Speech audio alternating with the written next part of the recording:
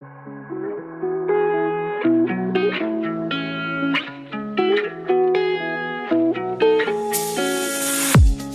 listening to an AINC original podcast. We believe you don't have to do life without a compass. Let us be your guide on this amazing journey. Welcome to Navigating Life with Vision Loss. Hello, and thank you for joining us for Navigating Life with Vision Loss, formerly called Topic of the Month from Audio Information Network of Colorado. I'm Kim Wardlow, your host. I'm the executive director here. And starting in April, we've changed the title, as I just said, of the program to Navigating Life with Vision Loss. We feel like that's really what this program is setting out to do, to help all of you navigate through various aspects of life with vision loss. So our April topic is housing. And so we're going to start off today with Mark and Holly Mais, and they will be joining us. They are both realtors and will be talking to us about purchasing and selling homes. So we will be right back with them. This is Navigating Life with Vision Loss. If you have a question, please visit us at aincolorado.org/podcast-guest. Make sure to subscribe to all of our podcasts so you don't miss a single episode. And now, here's your host, Kim Wardlow.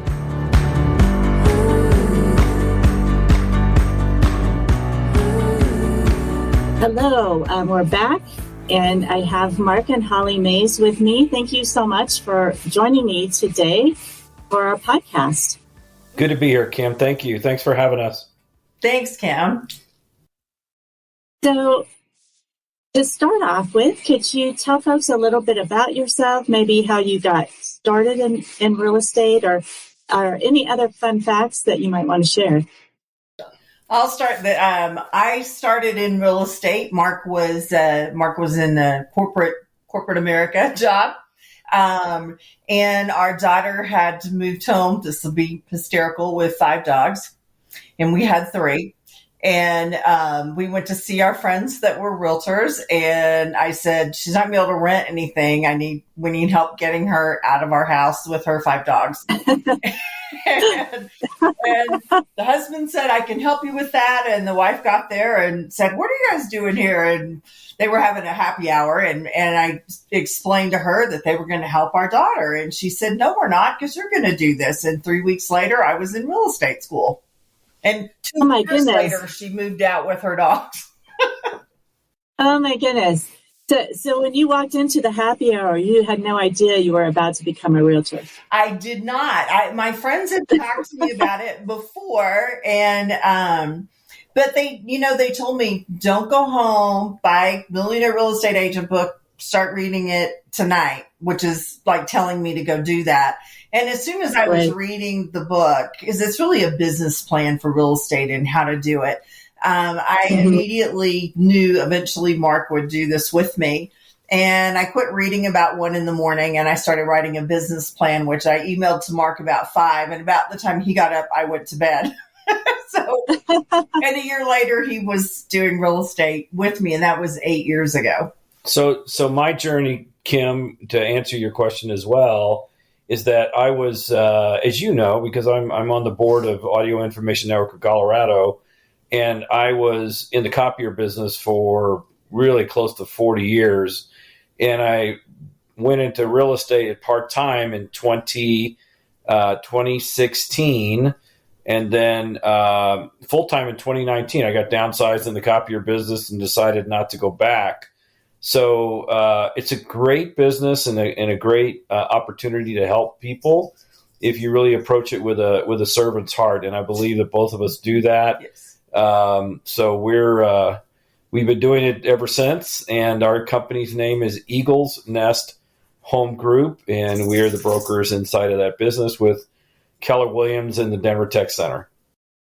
Well, thank you for giving us some background of how you guys got into real estate, the real estate business. I had no idea that it was kind of an unplanned And career change. Definitely not. Well, at least for Holly, maybe not for Mark.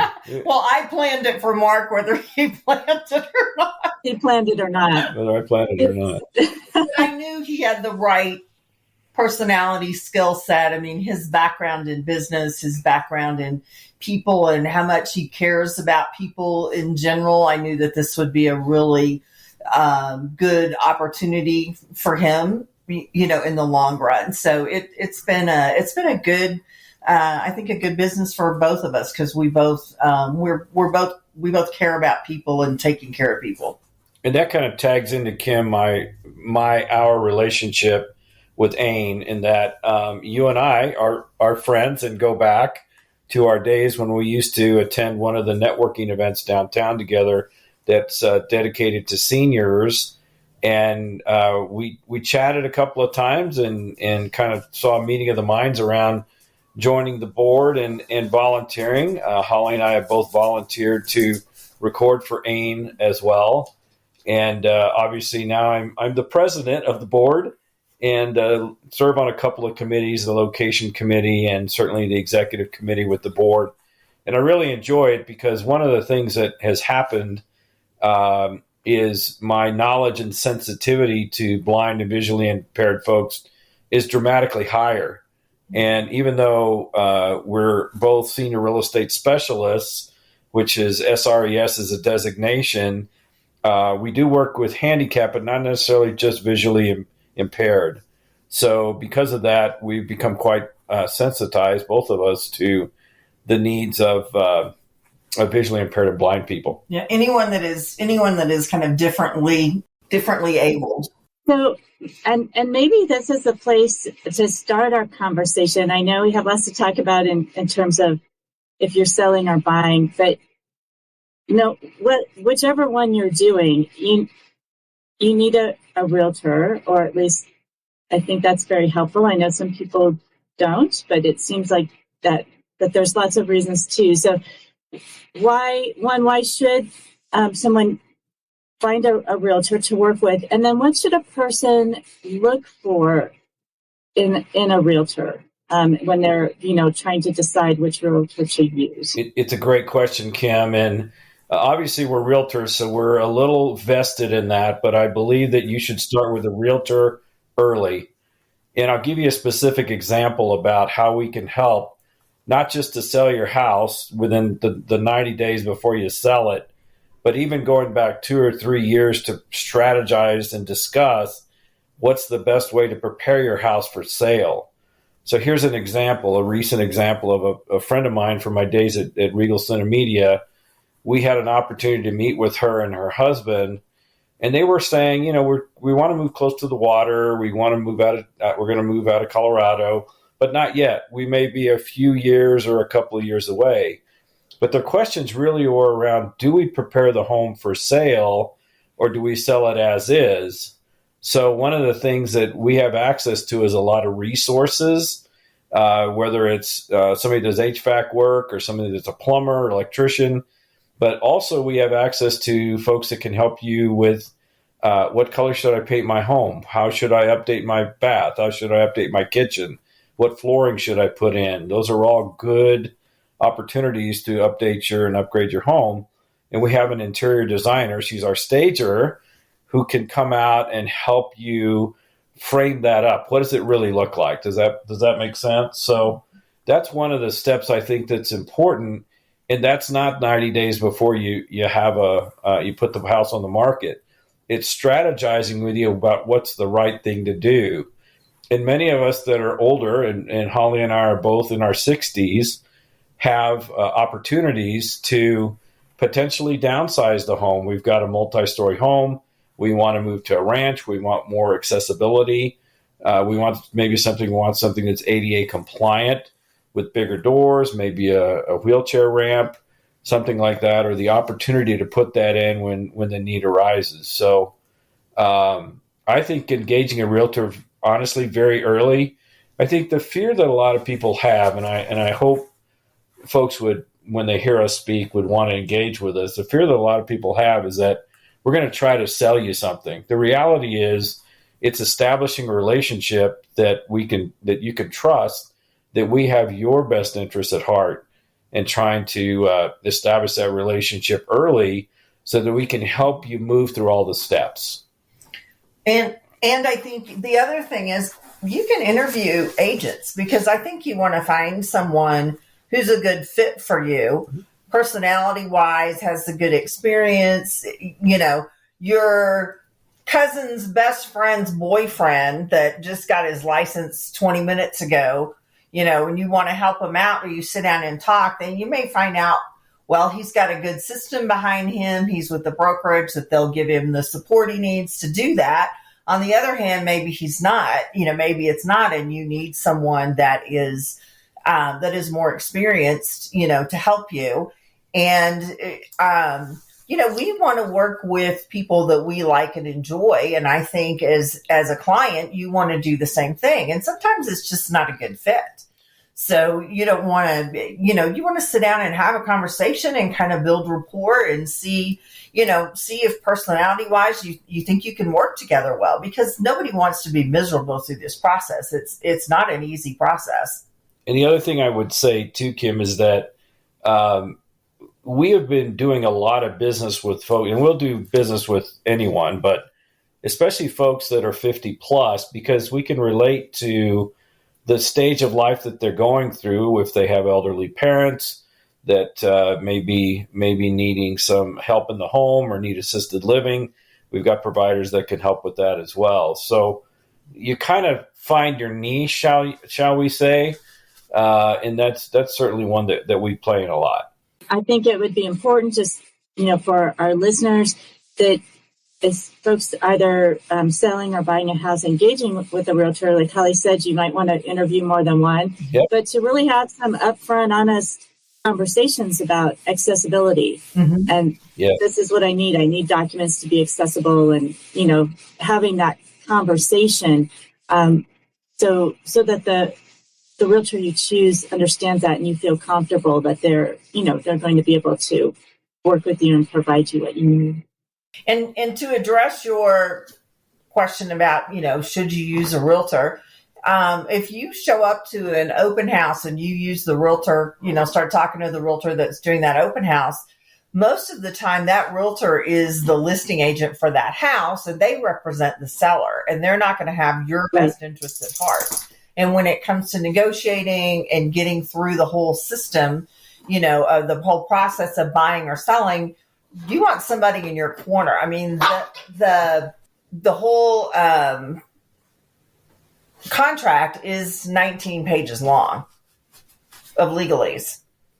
And you want somebody that's going to be able to explain it to you, help you, that kind of thing. And has a deep knowledge of it. So trying to negotiate through that on your own is not an easy thing. And this is your largest asset, whether you're buying or selling or doing both.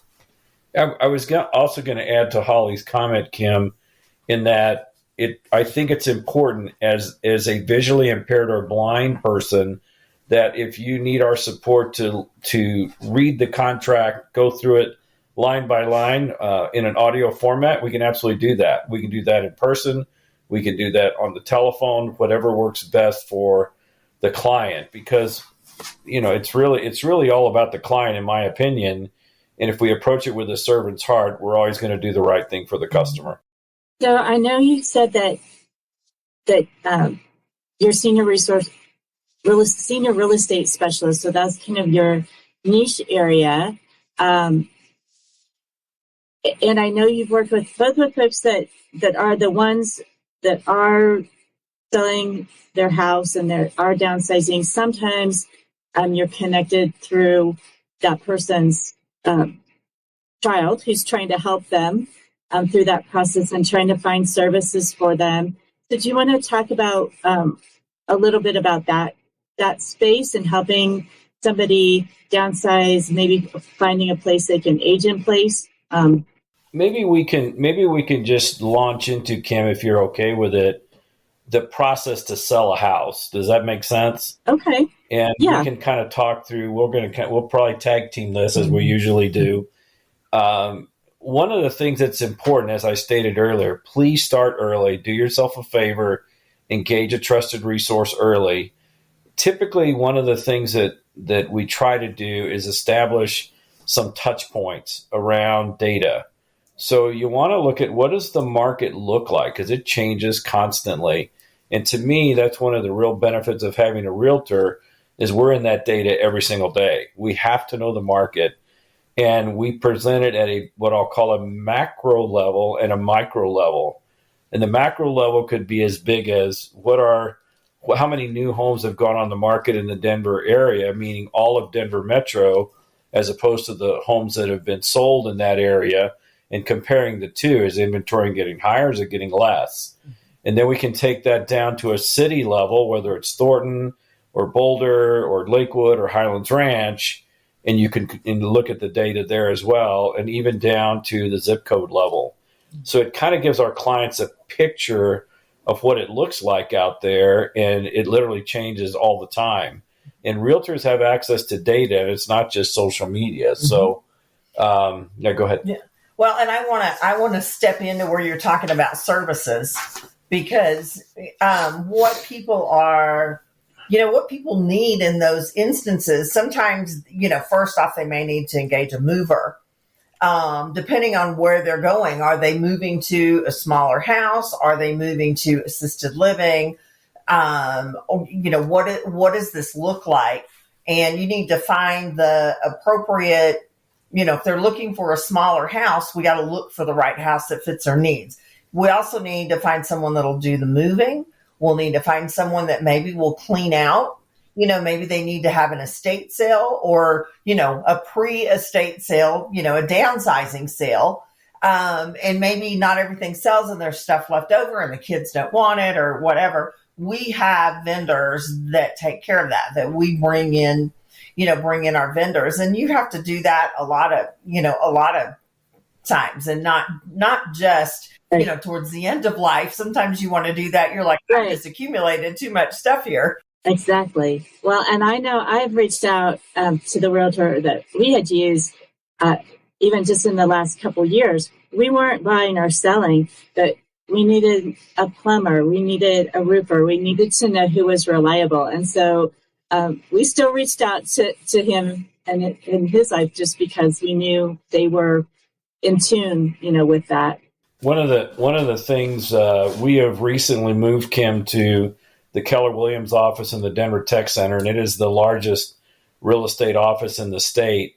And one of the real benefits to that office is we have an incredible list of vendors. So we have our own that we use, kind of our number ones and number twos, but we don't have everyone, and somebody might come up with some we don't have yet. So it's a great resource to be able to tap into all of those other vetted vendor profiles to be able to say, hey, here's another plumber, or here's somebody that specializes in a particular job, or a masonry guy or whatever. Or it may be just area of town, Yep. Somebody is in a different area of town and you need somebody that'll tile your bathroom or, put in new carpeting or, something like that. We have vendors for all of that. And our house, I'm thrilled to have somebody reach out and ask me that question, because I can serve them and I can also serve our vendors that I know do a good job. Yep. So I can, it allows me to be hands-on with people. And we tend to stay in touch with our people so that we know, what's going on, and they can ask us questions, and hopefully they know to reach out to us, just like you did with your realtor, to call and say, hey, I need a plumber, or I need whatever, because you may not know somebody. I was going to dive a little deeper, Kim, as we're kind of talking about selling the house in the process. As we get into, let's call it a little closer to the home going on the market, one of the things we do is we have a process to get ready to sell. And the first step usually is the stager. Now, maybe we had a stager come in very early to work with you to share some paint colors, how are you going to update your kitchen or your bathroom, that stuff. But now we're to the point that we want to bring buyers into the home. And we have a stager come in and we'll give a consultation. We pay for that, where they'll work with a homeowner to potentially declutter. You really don't want pictures of your family up on the wall, because you want the buyer coming into your home to feel like they could live there as opposed to you living there. So the stager will come in and go room by room and do a lot of decluttering, working either with your furniture and your stuff, your pieces, or potentially for a little more money, bringing their own stuff. And they do that so we can prepare for what's really a big event, and that's the photography. And the photography we do, depending on the size of the home, we do still pics done by a professional photography company that we use all the time called Virtuance. We do a little YouTube video, which is a nice little 1-minute snippet that we can send to potential clients. We do a virtual tour. For bigger homes, more extensive areas, we'll do drone photography as well. And then we usually have an open house the opening weekend that the home goes on the market. And we do a lot of marketing around that via the internet, via door knocking, 100 homes in the neighborhood, which we physically do that around the home. We do some reverse prospecting inside of MLS. It goes to 350 MLS search engines out there. I mean, it's a very comprehensive process that we put together, because that's our client's biggest asset. We want to put best foot forward and get them the offer that they need. And then we're available throughout the weekend for negotiation, calls with buyer's agents. We talk to our client consistently. Literally that weekend we talk multiple times a day, because we're communicating changes, number of showings, number of offers that have come in, that kind of thing. And so that is really kind of the close to the listing date, shall we say. And then we become part of what's called the negotiation phase. And in the negotiation phase, if we've got offers, we're negotiating between the buyer's agent, our client, the seller, and then obviously the buyer on the other side. There's two agents that interface with each other. And in this case, we're on the seller side. And then hopefully we can come to agreement on an offer. And then we begin the as I'll call it, the contract to close process. And maybe I'll let Holly speak to that piece when we go from contract to close. Okay. Yeah. Inspection. So you think the biggest part of negotiation is getting under contract, but the next piece of the pie is inspection. And if you haven't bought or sold a home in, the last 10 or 15 years, they've added a new thing that is called inspection, where you bring in an inspection company to look at the house and make sure that there's not major things wrong with it. And that's another opportunity to negotiate, whether you're a buyer or a seller, and you want to protect. We protect our clients either way. If they're the buyer, we're going to help them through the process with the inspection and recommend an inspection company. And with the seller, we're going to talk them through what they find and what's realistic and what's not. And then in this market, we've had issues with appraisal. People have been paying, offering considerably over list price. Well, is it going to appraise or not? Mark runs the data king here, runs the data and really digs in deep. And we look to make sure where we're at, because that's another opportunity, to negotiate. So it really is a process, and it takes, about 30 days from under contract to close. I was going to add just a couple of comments, Kim, on the appraisal. We run this on the buyer when we're representing the buyer as well as the seller. We run what's called comps. You probably hear that word thrown out a lot when you're talking about real estate, but it's an opportunity to evaluate the home that you're either buying or selling against comparative properties in the neighborhood, whether they're actively on the market, whether they're coming soon in the market, whether they're pending, which means they're under contract, or whether they've been closed in the last 90 days. And we look at square footage, we look at the price that the house sold at, and we try to match number of bedrooms, number of bathrooms, and square feet to make sure we give you an accurate statement about how much that home is worth. And condition of the home. Condition makes a big deal. And when I talked about at the beginning, starting the process early, we can sell an as-is home. probably won't bring the top dollar that a cream puff will. And that's really up to the homeowner how much money they want to spend if they do to update the house or not.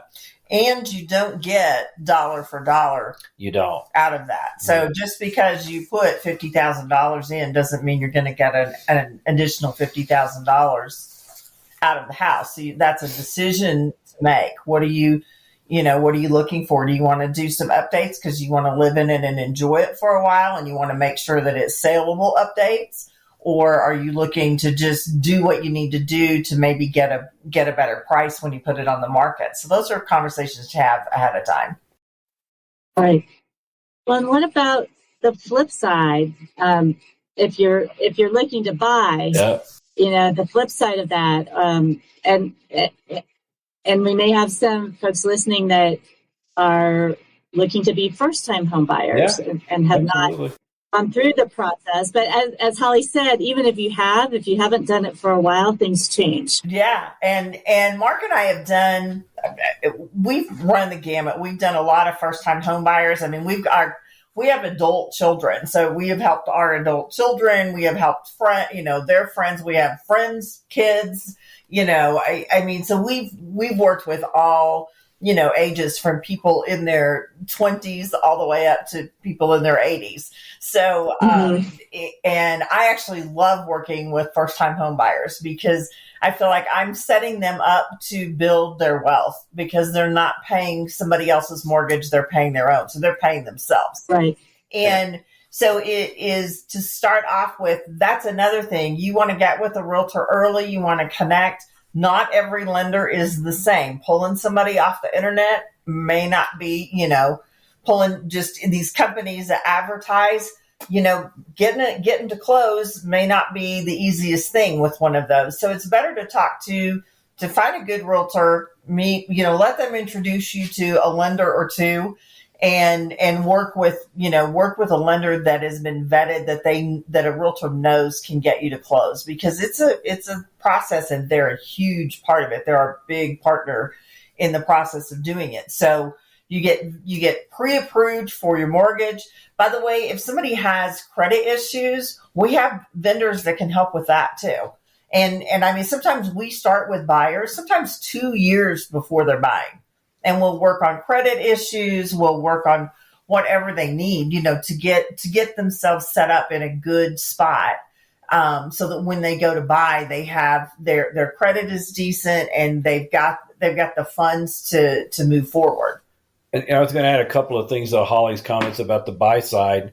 One of the things that we set up, Kim, is a search, and the search is really important, and that's really around the preparation. We usually will sign an agreement with the prospective buyer that allows us to legally represent the buyer, and then we'll set up the search. And the search is usually saying, I'm looking in this geographic area. I'm looking for a ranch-style home. It's okay to have a basement or not, up to you. How many bedrooms, how many baths does it need to have?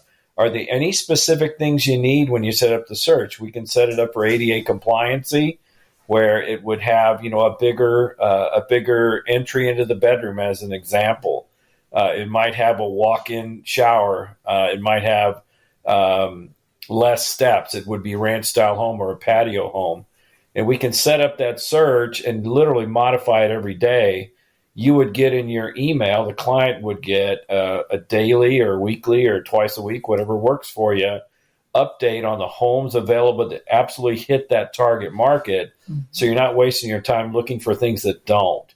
It's important, as Holly stated, to get a mortgage person involved so we can get a price point, because the mortgage person will give us a number, and we have mortgage lenders, as she said, that we need to target as well for the search. So there's the pre-approval with the mortgage. There's the signing a contract with a realtor, the agreement with the realtor, contract to buy, or a listing agreement to buy, and then the search. And those are the early pieces. The rest of it is more similar because you do go through the offer phase. When you find a home you like, you go out and look at some homes. You look at 10 homes. You select one. This is the one we want. Once you select that home, we will create an offer and, again, run the comps. to make sure that the offer we produce for you meets your requirements, but also meets the requirements of the seller.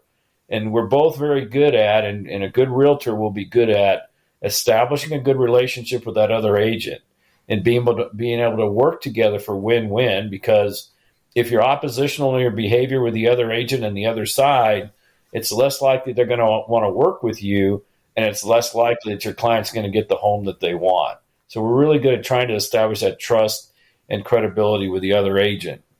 And we work for the win-win throughout the process of getting under contract and all the way to close, because it's not helpful for you don't want to feel like somebody wins and somebody loses. It should be a negotiation that leads to a good outcome for both parties. We're not out to crush somebody. Yep. Mm-hmm. I know there's some similarities as you get closer to closing. Both sides have lots of paperwork involved and things like that. But, no doubt. But they are, a little bit different if you're preparing a house to sell, or if you're making your list of, well, these are the must-have things. People with kids might have specific school districts they're looking at, or those are important. People may have geographic preferences, those kinds of things, and obviously budget.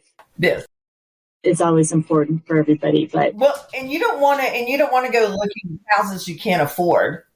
Yep. So that's why it's important to get pre-approved, because then you just get disappointed when you start looking in your price range. Nothing is going to measure up to what you were, what you were seeing if you start too high. And the other thing, we can get very specific in our searches. We can look in a specific school district. We can look. My niece, for example, there was a particular market that she wanted to be close to. There was an Asian market. She grew up military, and so she lived in parts of Asia growing up. And so there's an Asian market, and she said, I want to be within a 15-minute drive of this market. Okay. Oh, wow. Yeah. Kind of different, huh? That's very and I found her place. Kind of different. So, yeah. So we have had different requests. I think that was the most unusual. And, it's fun. It's like, okay, give me a challenge. Let's see how we meet it. Yeah, and it was fun. So that's the kind of thing that we do. We do really need to. It's a process of asking a lot of questions to get down to our clients' needs, because it's about what they want and what they need. I was going to mention, Kim, as well. We do have you mentioned paperwork, and there is a lot in a real estate transaction, but we have a transaction coordinator that works with us on every single transaction we do, buy side and sell side, as well as investment property. And she tracks all of those due dates to make sure we don't miss them, because it can be honestly catastrophic if you miss it. So we're tracking it, the client's tracking it, and our transaction coordinator's tracking the minutia as well. And literally, if a client needs us to read through, read to them every single page of everything we send them, we can do that. Yep. That is a doable thing. And it's not, we tend to go through things with our clients. A sighted client, we might not have to read the whole thing, but we still go through it and explain it. Sure. So, reading it, if we need to read it, that's just another step. That's that's just part of part of meeting the needs of our client. Yep. Well, thank you for sharing all of this information and just giving folks an idea of that process, whether they're first-time buyers, whether they've been in a home for 30 years and they'd like to downsize, and maybe they're looking for a smaller home, maybe they're looking to move into, a community, a senior community, but whatever that is, just to know that find a good realtor and they can help you with all those steps. Yeah. Absolutely. I highly encourage you, whether it's us or somebody else, do yourself a favor. Could call a couple of realtors and get some help. And the other thing, we are happy if somebody is looking to move out of the city, out of the state, whatever, we are happy to vet a realtor somewhere else for them. Go find it. Oh, okay. Well, yeah, we can do referrals to other places, and we could go through and call and make sure we find somebody that's willing to meet, and we could find a couple for them to interview. And even, Kim, folks moving from Boston to here or Atlanta to here, trying to be closer to family, and that's a very common need with folks. So Keller Williams has a database of 180,000 agents worldwide, that not the majority, but a lot in the U.S. And so we can usually find somebody that has a good heart, good servant's heart, good cultural fit, that kind of thing. Great. Well, again, thank you. This is really valuable information for everyone. And hopefully for all of you listening, this will help you wherever you are in thinking about the steps you need to go through, and whether you're buying or selling a home, and just some extra tips, especially if you're selling, to maybe make a little bit better impression, or be able to get a little bit higher price on your home. So thank you. Well, thank you all of you for listening to the podcast. We hope you'll join us again next week. We'll continue all this month on the theme of housing and various aspects of that. I also want to let you know that our fundraiser for the Audio Information Network of Colorado is coming up on May 4th, and we are super excited. It is Concert in the Dark. We will have local talent, a duo, Heart and Soul, playing, and after they will open, and after that, we are having the Grammy Award-winning Diane Shore performing for us, and we're partnering with Rocky Mountain PBS. It will be in their Masterpiece Studio downtown in Denver.